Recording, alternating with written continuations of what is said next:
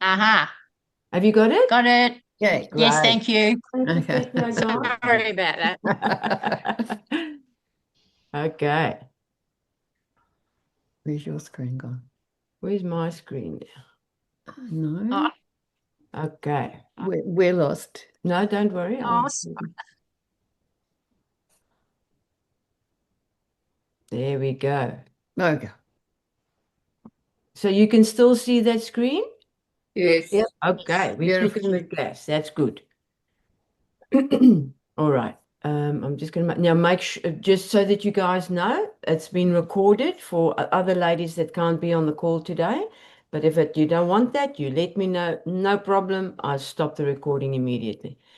Okay, so today, yes, I know it's a no sugar challenge, but what about gut health in all of this? Wellness stems from a balanced digestive system. I cannot stress enough that without a healthy gut, it will almost be impossible to achieve optimum health or optimum health. Um, I would say it goes back to about, could be 10 years now. Ray, you remember that, I think, when I had a awful, always a pain in my tummy. Yeah, I do. Yeah. Yeah. Mm. And anyway, so I had to go on a FODMAP diet. It was IBS. I was diagnosed with IBS, which is definitely okay. I'm quite fine. But I did a FODMAP diet for about a year and I got extremely better. And that's how I know about the dandelion tea because I love coffee. And I just thought, how am I going to do it with coffee? And I got actually, Susie got it for me, dandelion tea, because it's a tea, but it tastes like coffee or the closest to coffee. And anyway, and then I went into it a bit more. And there was a lady that used to do classes with me in Mont Albert, and she's a scientist. And she said to me, will you listen to me? And I said, yes, I will. And I did. And I'm so glad I did. And she put me onto fermentation. And that's your milk kefirs, fermenting your foods and all that kind of thing. And I do not look back. Mm. It's the best thing I've done for myself. I've never stopped. I've been doing it ever since. I can't tell you if I stop tomorrow what I'm going to feel like because I haven't stopped. So I've been doing milk kefir and water kefir. It's just amazing. Now, when she told me about it, I didn't know what she was talking about because I honestly didn't know. And it basically is milk kefir is in your yogurt family. It's got all those gut health probiotics that keeps your tummy healthy, but obviously on a really huge scale. So it's a very strong consistency. It's something I had to get used to. But then she also taught me how to do second ferments, which makes it a bit more interesting. And then that you can add to your foods and that sort of thing. So that's my background with fermentation. And honestly, it worked for me and I swear by it. Vasi is doing it, my mom is doing it, and they even said to me, when I go away on holiday and my mom doesn't have it, she always says to me, I don't miss you as much as I miss my all my milk kefirs and water kefirs when you're here. She says, because I know it makes a difference for me. And she doesn't have a bad tummy, she's fine. But even so, she always says to me, I just feel better having it. Now, I'm not here to tell you to have it, not at all. I'm just telling you my experiences and how good it's been for me. And I'm going to give you all the information about it. And it's absolutely up to you to maybe go into it more, read about it more, and all of that stuff. But the reason I want to talk about it today, we've really covered No Sugar Challenge well and truly. We've spoken about it from top to bottom, left to right. And I thought, what does all of that help if our gut is still not happy? What do we do then? So I thought this is a good topic today. So it is so true, you are what you eat. But what is even more true is we are what we absorb. It's different for all of us. I can sit and talk about how good milk kefir is for me until the cows come home, but it might not be something that be good for you because we're all different. Um, a different way or different type of fermentation might work for Cheryl and not for me, and so it goes. So it's very much I'm able to absorb that kind of probiotic, but it's not to say the next person will be. So I've got a whole lot of different things in there. And if it's something that you guys want to pursue and know more about, I can send you optimum amounts of recipes. So, but that's up to you. You can text me and say, listen, Sanette, just I want to look more into vegetable fermentation or fruit vegetable fermentation or dairy or whatever the case might be. I can help you. I can give you beautiful recipes so you don't have to go and buy anything and go and search for stuff. I've got it all. It's just up to you to ask me if you want to know more about it and get more recipes for it. Okay. So that being said, so I might absorb milk kefir fantastically, but the next person might not. And there's a bit of work involved. You can actually buy milk kefirs in Coles, in Woolies. I've never seen it at Aldi, but you can actually buy it in this big supermarkets. It's normally the very top shelf. They've got kefirs. They've even got kefirs there, banana flavor, whatever flavor you want. Which is the next best thing if you haven't got the time to prepare it and do it? Yes, it's got a bit of preservatives in there because it's got to have shelf life, of course, where the stuff you do at home and make at home has got none of that. It's the purest form of milk kefir when you make it because you're in control. You know how quickly you've got to look at it and depends. Fermentation periods might differ. I find here where we are now, my fermenting takes a little bit longer for it to get to the stage where I really think it's good. Where when we lived in Eltham, I could leave it for a day and a half and it was ready to do. Where here I find I've got to leave it for two and a bit days before it's really fermented. Okay, so on fermenting and gut health, we are so quick to use pills, potions, and injections. Short-term solutions that only mask the problems and never deal with the underlying concerns, which in my case were caused by the foods I was eating and the beneficial foods I wasn't including in my diet. When I first heard of fermented foods and vegetables, I was shocked to learn how nutritious and good it is for your microbiome, your gut. And that's what keeps you stabilized, your alkaline, all of that kind of acids, alkaline, that sort of thing. I always thought that bone broth is for soups and but never realized how excellent it is on its own. I always try and make my own stock for the soups. There are times when I haven't been able to rush this, that, life gets in the way, and then I try and get the Marcel, which hasn't got any MSG and all that kind of stuff. But look, making your own is always best, but again, it's work involved. So I said to myself, listen, unless you can do it in bulk, it's not going to work. And so I take my slow cooker, thanks, Susie. Yeah. Slow cooker, and I chuck a lot of bones in there with salt and pepper, and I've got it there. There's 3 healthy options of what do you call it? Herbs and spices you can use, and even carrots, celery, onion. So that can all go in a whole pot of bones.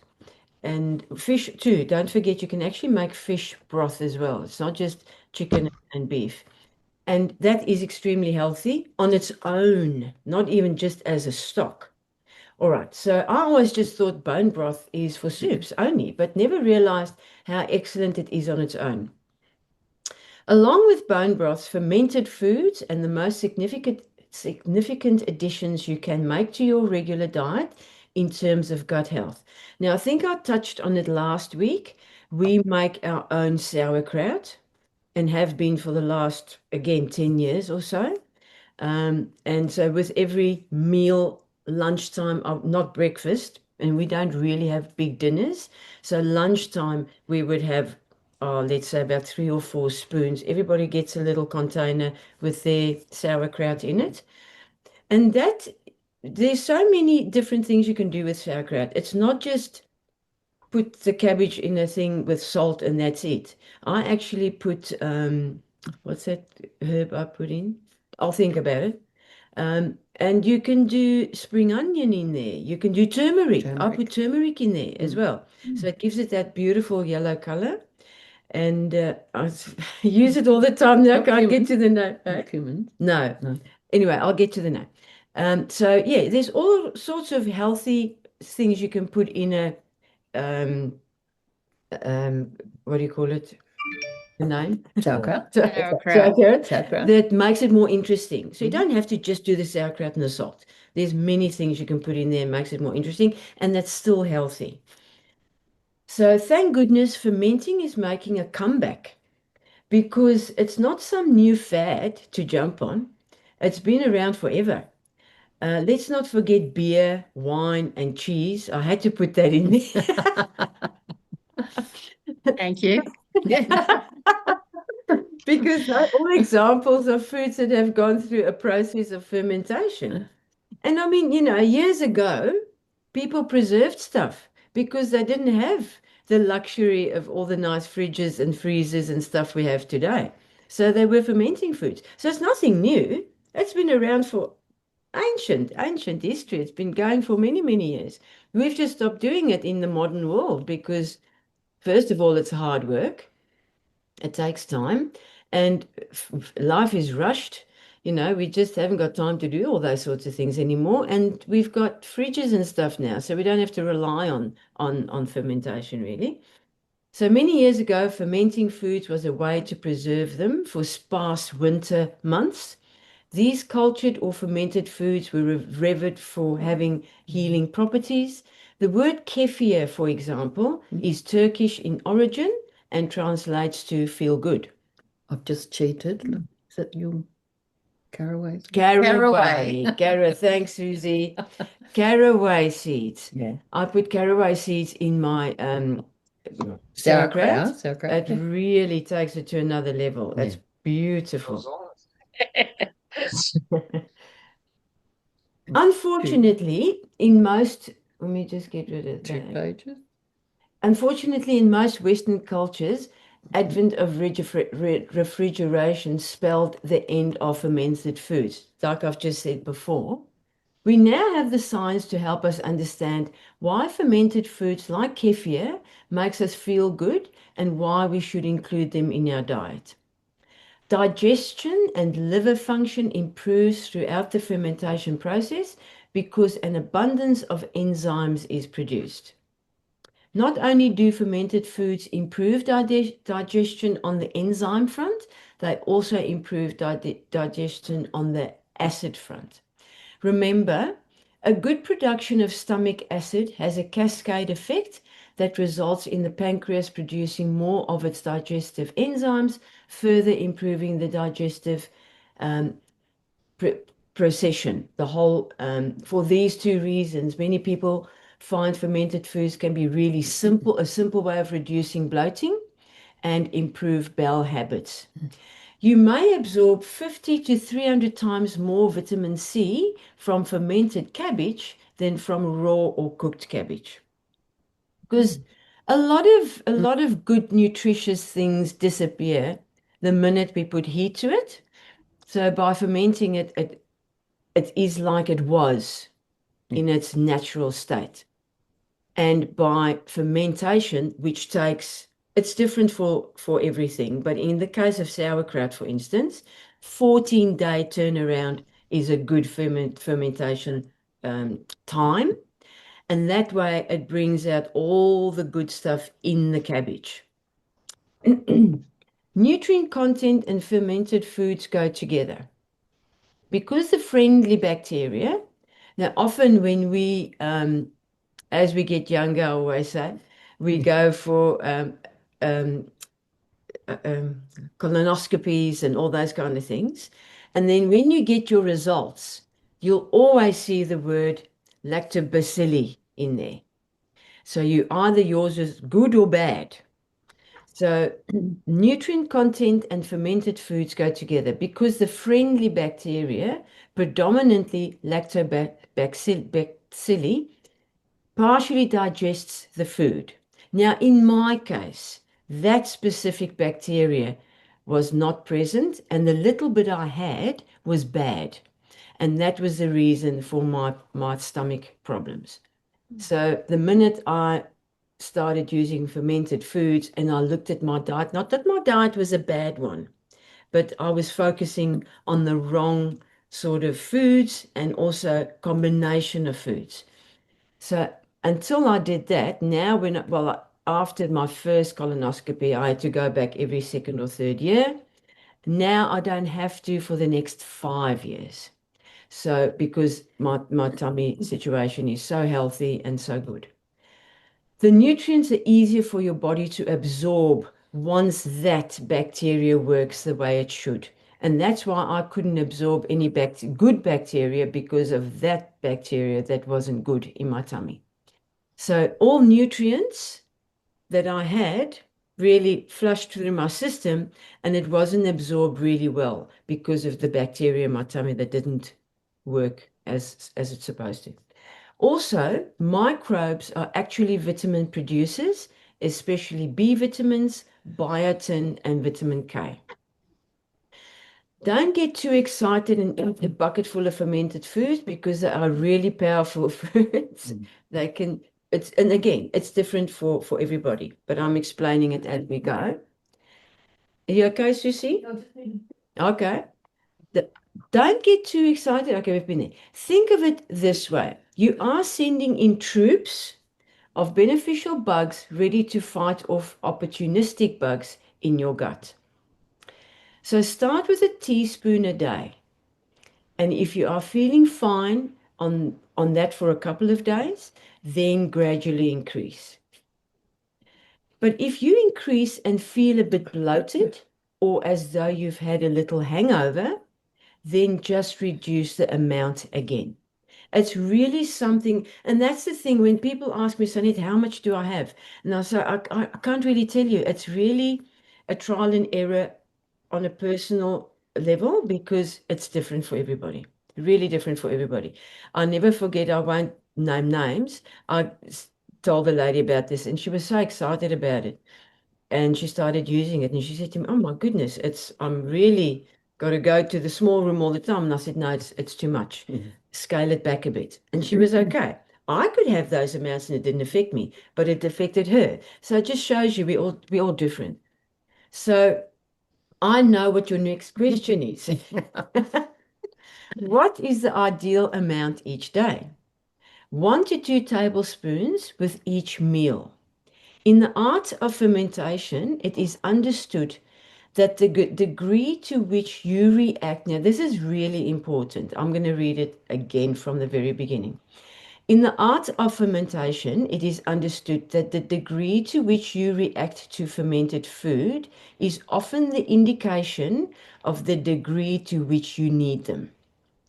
That means the better health you are in, the faster you'll be able to increase the amount of fermented veg you can have. So if it really affects you a lot, it means tummy is not happy. And I think that is why I can now have fermented foods because I'm so healthy now. My stomach can handle it. So if any of you ladies have a low now, I'm not going to go into this. First of all, I'm not a doctor. I've got a little bit of nutrition behind me, but not enough to say, hey, do ABC.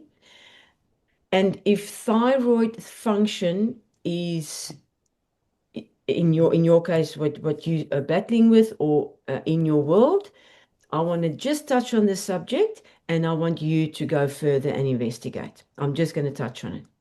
If any of you ladies have a low thyroid function and have to avoid foods from a brassica family, such as cabbage, broccoli, cauliflower, kale, etc., let me know because I have really good information about that when it comes to using fermented foods. Because a lot of fermented foods use cabbage, broccoli, and all that. Not all of it, but a lot of it comes from that. So if thyroid function is something that is in your family or you, let me know because I can pass on very beautiful, good information about it. But I'm not going to spend time on it today because it might not be any of you or anybody that you know. So let's focus on bone broth.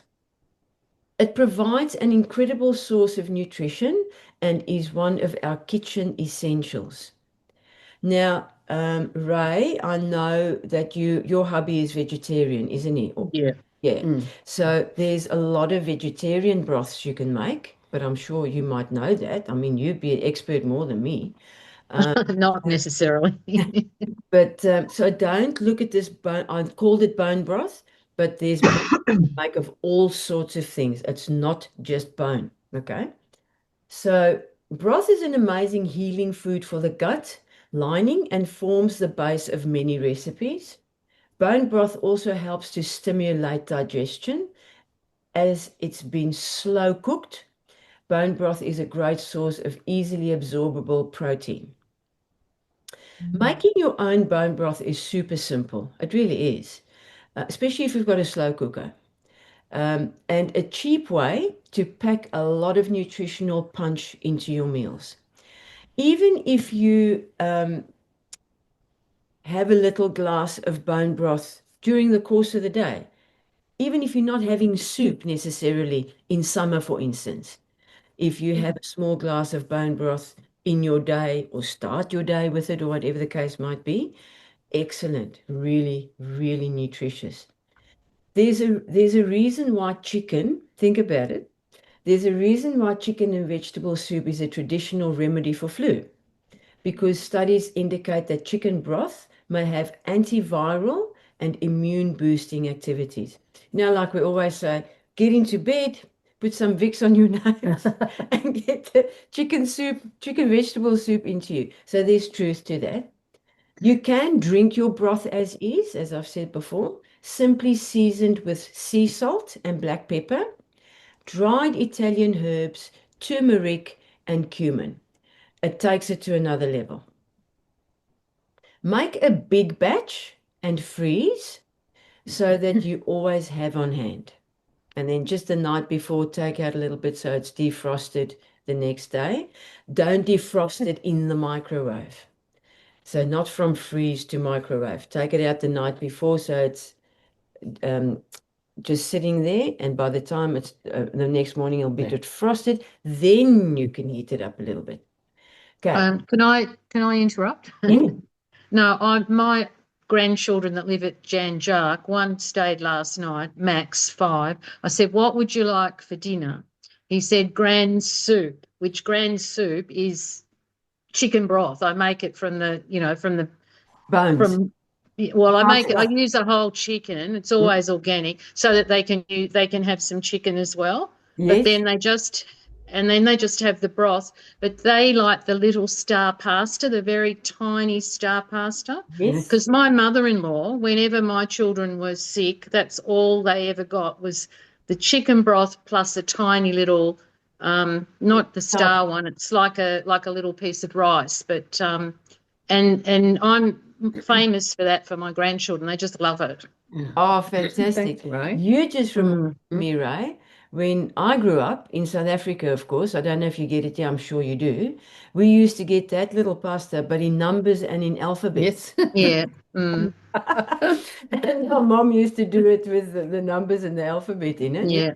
Yeah, so good, I mean, if your grandkids at the age of 5 already enjoy that, it's such a good setup Start. for them and start for them. Mm, Fantastic. yeah.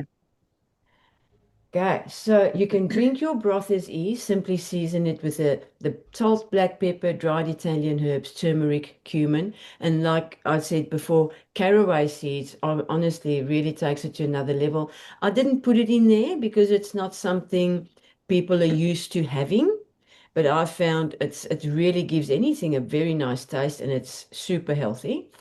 So make a big batch and freeze it so that you always have it on hand, but just take it out the night before. Really important. Don't stick something from the freezer straight into the microwave. Where to exercise caution. So it can be contraindications. And again, I'm not going into this. Again, if you want more information about it, I can absolutely send it to you. I've got a whole book on this stuff. Allergies and sensitivities, because even though all this stuff is good for you, there's so many different ways of fermenting. It's vegetables, it's fruit, it's meat, it's fish, it's all sorts of things that you can ferment. Dairy. Like I've said before, most things work for me now. I can have any fermented thing. It doesn't upset me because my tummy is so healthy now. I can handle it. But for someone that's got allergies or sensitivities, a milk kefir might not work. A diabetic, and I come back to thyroid issues. Some fermented foods irritate them, doesn't work for them. So that's why I touched on the thyroid function, because if it's anybody that you know or I want to send you more information about it because I don't want to make you sick. I want you to feel good about it, and using all this stuff must work. That's what this get together is all about, being better. Cancer recovery, obviously, that's got to do with what do they use in cancer? Chemotherapy. Chemotherapy. Thank you. Chemotherapy. Yeah. And Mm. so for that, all those kind of things we've got to be careful of. Seizures, HDHD, and then histamine intolerance. So those 5 things. So is any of that in your world or anybody that you know and you want to know more about it, let me know and I can send you lots of information. The gut, the brain, and the immune system.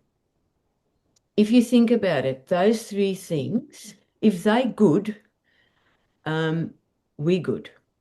And that's why there's such a close relationship between those 3.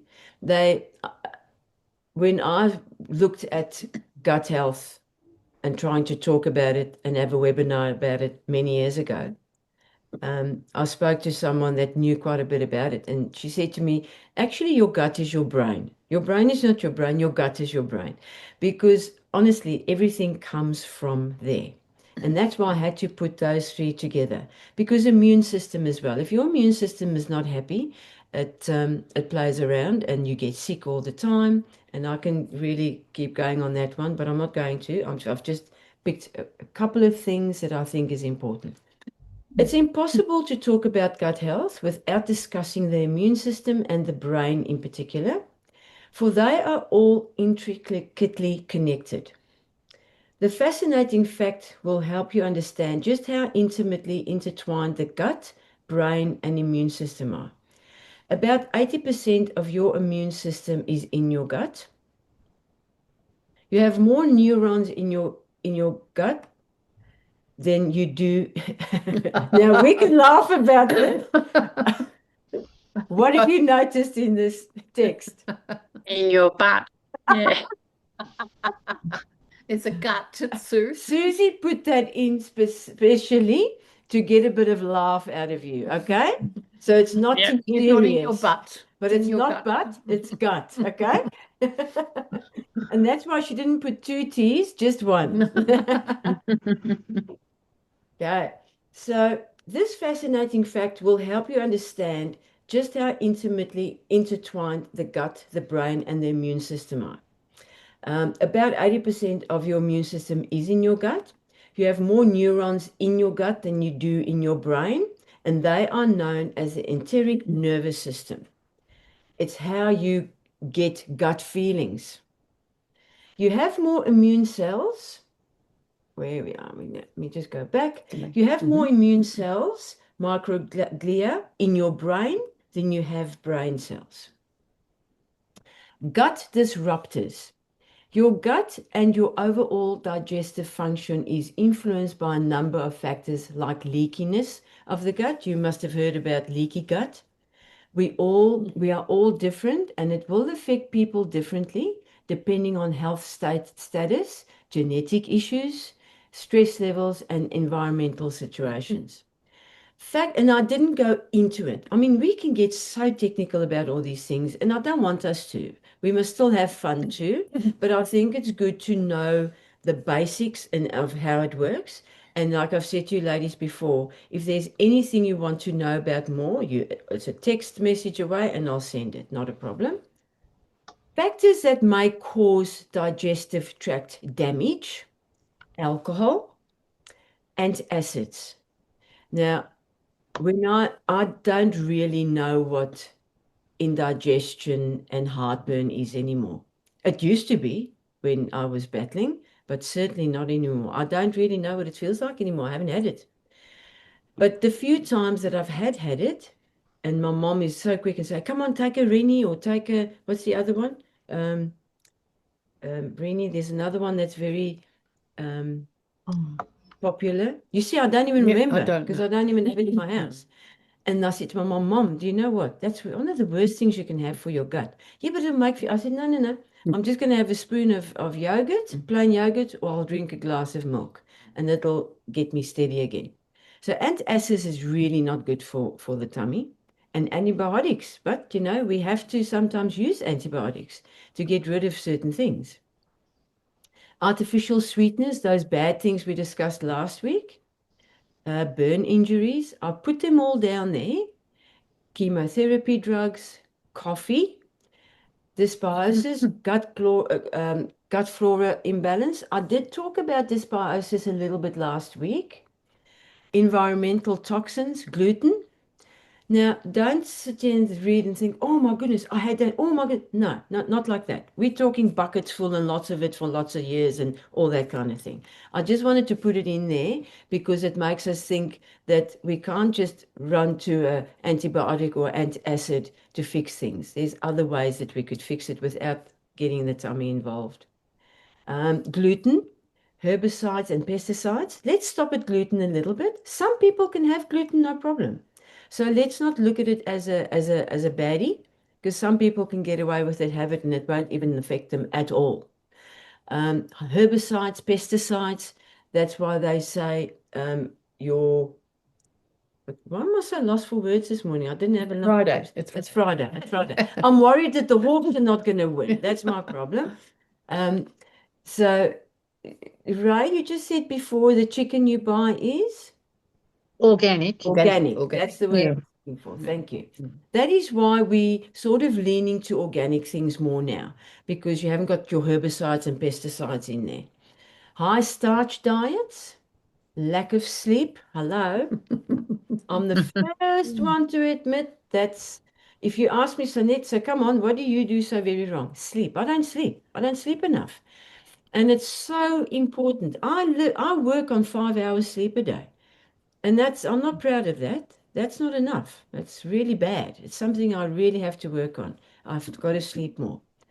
Lectins, then of course, your aspirins, your ibuprofens, your Voltarens, but we know that. Overtraining, I do too much exercise. Hello. Yes. Hello. Parasite infections and pathogens, partially digested food particles, processed dairy, steroid medications, stress, not good for the tummy, sugar, that's why we're doing no sugar challenge, vitamin A deficiencies, and then zinc deficiencies. So those things, they basically cause digestive tract damage. And that is why nowadays, years ago, no, people didn't know as much as they do today. But now when babies or whatever get sick or that, they don't just jump to antibiotics anymore. They try other things before they use antibiotics, because antibiotics can really play havoc in our system. So understanding gut health, guess what? The great thing about improving your gut health and overall well-being is that it's never too late to start. Never too late. Healing is not a race. It happens one step at a time. And it requires patience and awareness. The fact that we're aware now and we can talk about it is wonderful, and it's a different journey for all of us.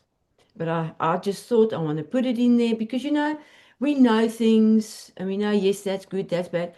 But once we sit as a group and we discuss it, we're all going to go away here today and we're going to think, you know what?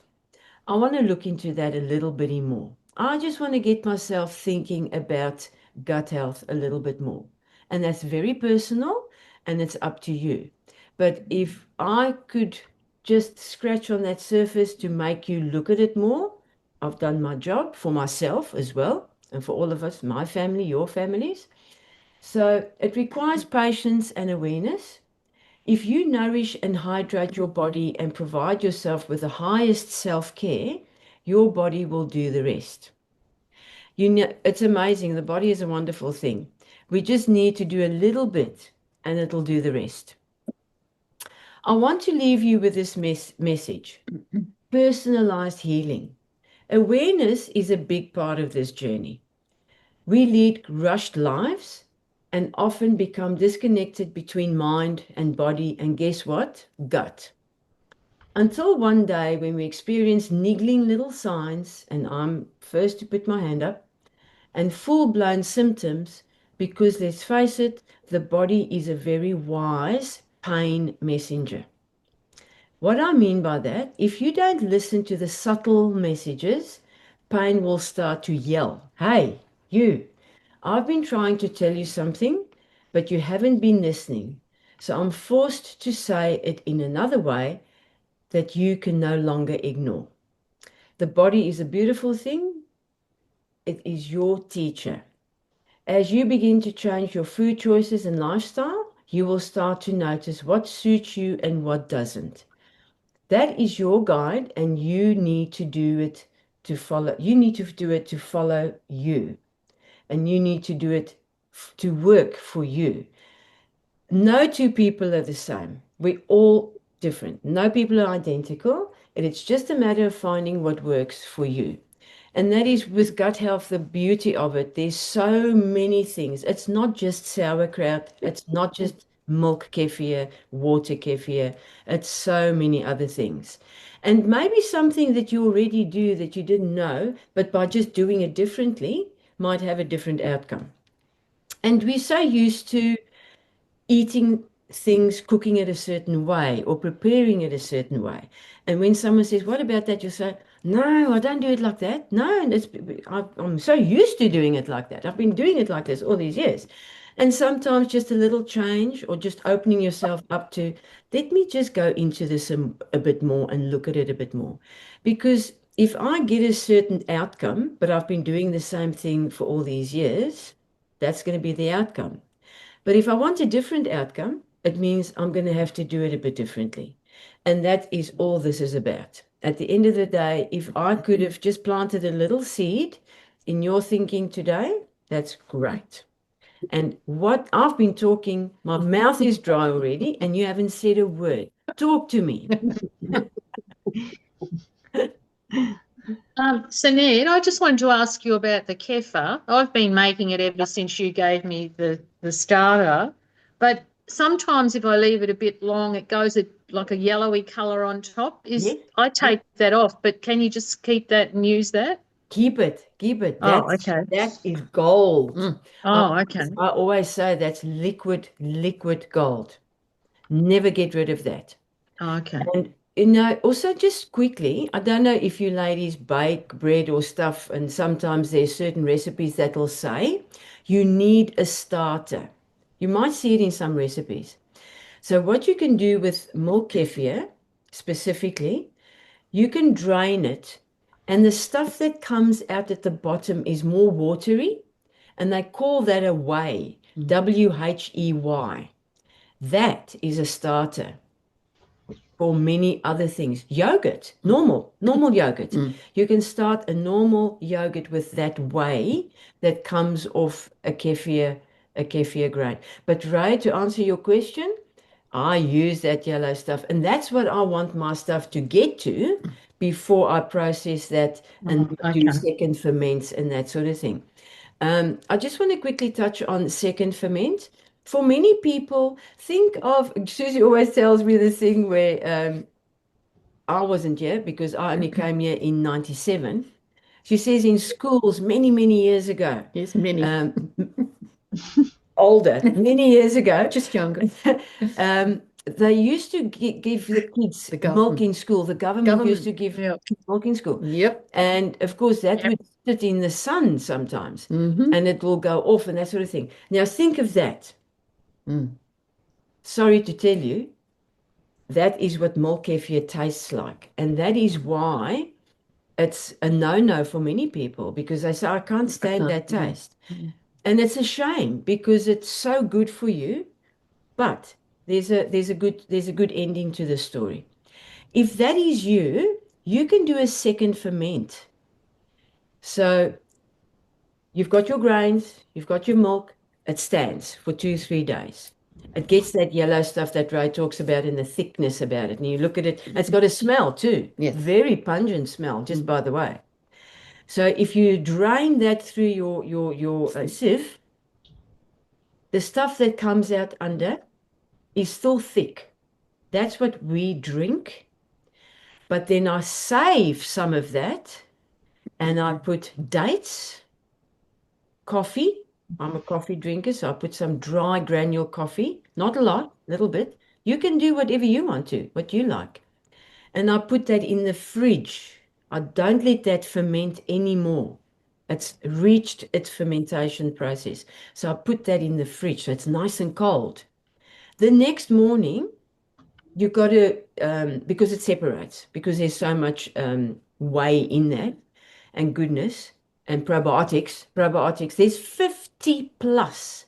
I forgot to say that. That's the most important thing I've actually left out. There's 50 plus probiotics in milk kefir, in 250 mils. So then I take that second ferment the next morning, is now nice and cold with my dates in it and coffee and whatever. You can put nuts in there, whatever. I take that out, I stir it well, and I add that to my yogurt. And I have that. So now, look, as I said, we drink the clean stuff, but that's potent stuff. But we do that, and it's just been great for me. It's healed me. It's worked for me, but it might not for you. Sorry? Cool it. But we cool that too, just by the way. So when I drain, that's right, thanks, Lee. When I drain the fermented grains milk combination, the stuff that, I'll call it stuff, but the stuff that comes out at the bottom, half I drink, other half I second ferment. But even the half I drink, I put in the fridge. It's more palatable. Don't try and do it when it's just warm room temperature. Oh, no. That would put me off too. You have to put it in the fridge. But I can. Because now the ferment. Okay, let's quickly. I can go until. How much time have you got? Fermentation does not work where there's cold involved. If you can just remember that. So you cannot ferment anything in the fridge. The fridge stops the fermenting process. So when I've got my fermented product through the strainer and I do whatever I do with it and I put it in the fridge, it's not fermenting anymore because the cold stops that. So remember that. Yeah. So even water kefir, anything that you ferment is not ever in the fridge. It's always out and it needs to breathe, those two things. It's got to be out room temperature and it needs to breathe. What I mean by that, your grains and your milk has got a little cloth over it. You have to cover it because you don't want any stuff in there. Hoho's, I call it, South African word. You put your little cloth over it. As long as it can breathe, that's all it needs. And then I put an elastic band around it so it doesn't move. But yeah, so two things with fermentation. It's got to breathe and it's got to be out in room temperature. And I can eat the one in the yogurt. Here's a brilliant example. I mean, Susie's been in my life for so long as I can remember, and she can still not stomach the straight one. But she can the second ferment. With the yogurt. With the yogurt and the dates. I even sometimes put a bit of stevia into my second ferment as well. So now I've still got all those probiotics, but because that's not changing. You're not watering it down, and you can stomach it. It makes it easier to eat. Because at the end of the day, you also want to enjoy what you eat. I mean, So, and of course, water. Think of water kefir. It's in the same family of kombucha.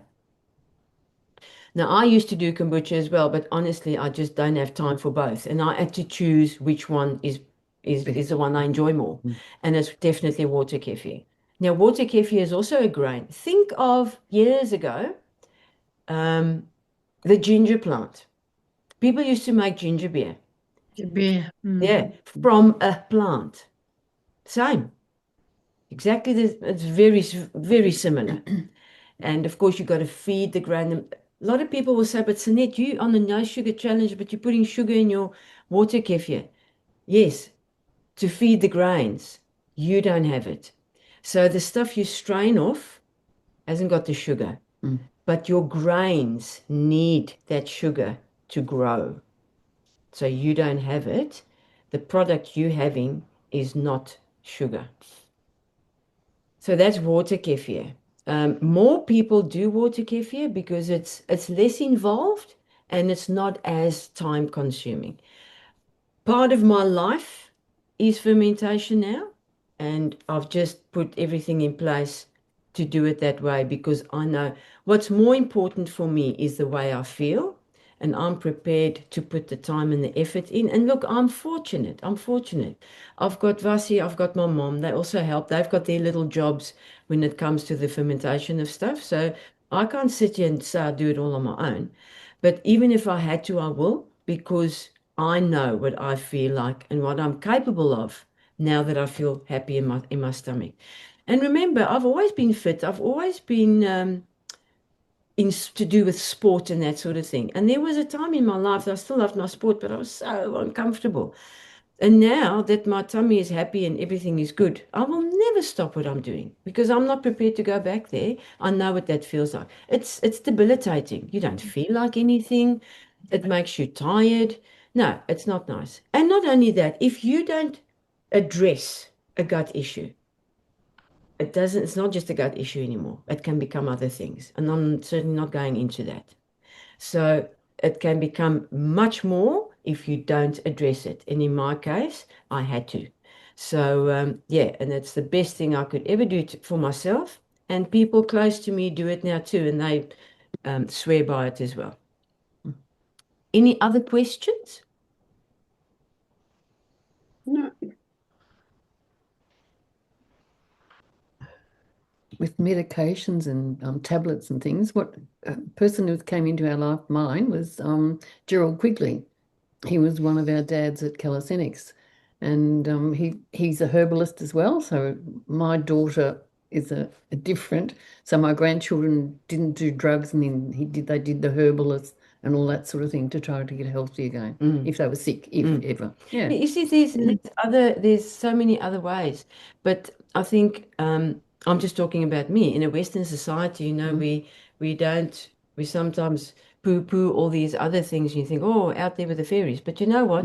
It's the more natural you can have stuff, the better. I'll never forget when Susie and I went on one of our cruises. We went to South Pacific. And we attended in the bush where there's nothing and nobody, and these people live in shacks, really, and they're so happy. I mean, they've got smiles from the one ear to the other, and they're so healthy. We attended a little seminar that they put together, and they had a whole table of leaves and things, and Susie and I both looked at this and thought, oh, what are we in for? Yeah, but It was the most interesting little seminar or webinar, no, seminar, sorry, I've ever done. Because they said, you know what, if we have a headache, because they don't have pharmacies and stuff there. So if I've got a headache, that's what we use, this leaf. If I've got a therapy or whatever, that is what I use. So they've got all these natural things in their environment around them. Of course, they fish, they go into the water and they fish. They kill some of the animals on their farm and they eat that. They've got beautiful vegetables that they grow themselves, and then of course fruit trees and all that kind of thing. So if that's not enough reason to think, gosh, you know, why are they different than me? They're healthy, they're fit, they're strong, they're happy. What are they doing differently? They live off the land. yeah. That's the difference. So there must be truth in it because I saw that firsthand and there. So it must make a difference, definitely.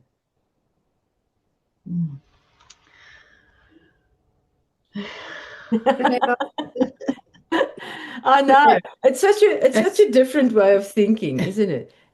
All of a sudden you got to think, gosh, How do I ferment this? How do I do that? So what we're going to do, we've got recipes for you guys, the no sugar stuff that we're going to send after class, up after this.